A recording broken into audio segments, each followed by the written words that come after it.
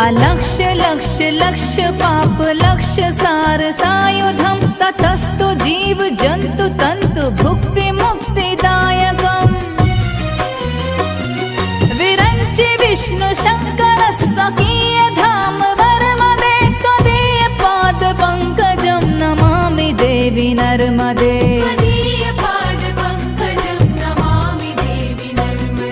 Namami Devi